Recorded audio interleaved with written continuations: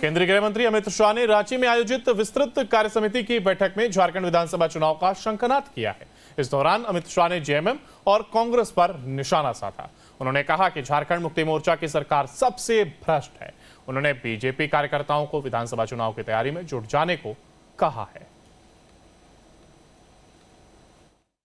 भाजपा के विस्तृत कार्य समिति की बैठक में अमित शाह पूरी तरह से गरजते नजर आए। हालांकि अमित शाह ने वर्तमान की हेमंत सोरेन सरकार पर भी हमलावर दिखे और ये तमाम जो चीज़ें हैं आने वाले असेंबली इलेक्शन को लेकर एक बड़ी कार्यक्रम का आयोजन रांची के प्रभात तारा मैदान में किया गया था, लेकिन अब कार्यक्रम खत्म हो गए हैं। राज सिन्हा जो धनबाद से विधायक हैं उनसे बात करते हैं। राज सिन्हा जी, अमित शाह हैं, क्या कुछ टिप्स दिए वो आप लोग आने वाले चुनाव को लेकर? देखिए, अमित शाह जी ने शंखनाद किया है और यह शंखनाद कोई बनावटी तो है नहीं। आप सब जान रहे हैं, झारखंड की जनता जान रही है कि झारखंड सरकार जो अभी वर्तमान में है, जो बेमेल गठबंधन क्या ठगबंधन कहा जाए, जो पूरी तरह से झूठ के बुनियाद पर आधारित है।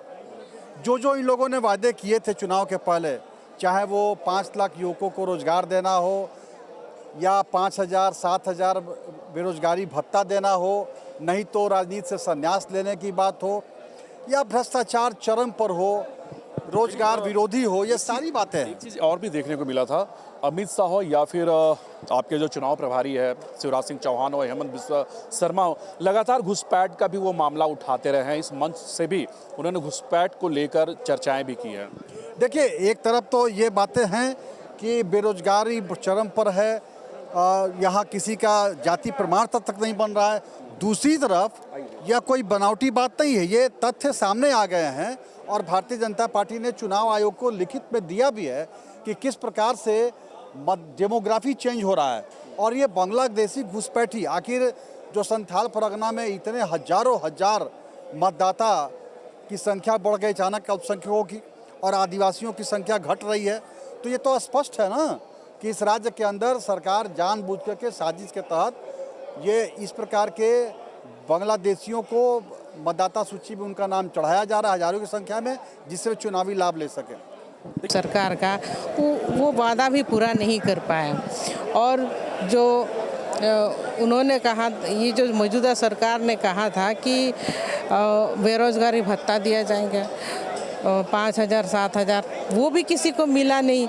तो इस तरह के झूठ बोल करके आखिर कब तक मतलब वोट लेते रहेंगे।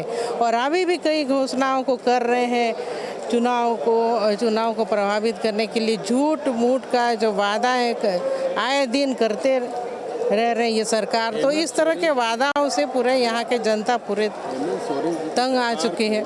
देखने में आपकी भूमिका रहेगी ना? बिल्कुल रहेगी, क्योंकि यहाँ की जनता त्रस्त है इस सरकार के रवैयों से, इस सरकार के व्यवहार से। तानाशाही सरकार जिस तरह से अभी लाठीचार्ज किया पुलिस कर्मियों पर, तो ये जो बर्बरता से निभा रही है और यहाँ की जनता त्रस्त है। मैडम, संथाल में घुसपैठ का एक बड़ा मुद्दा है, लगातार इसे लेकर आपने देखा कि मंच पर अमित शाह हो या फिर तमाम नेता हो, लगातार वो उठाते रहे। आप संथाल से हैं, तो क्या लगता है कि वाकई में संथाल में घुसपैठ हो रहे हैं?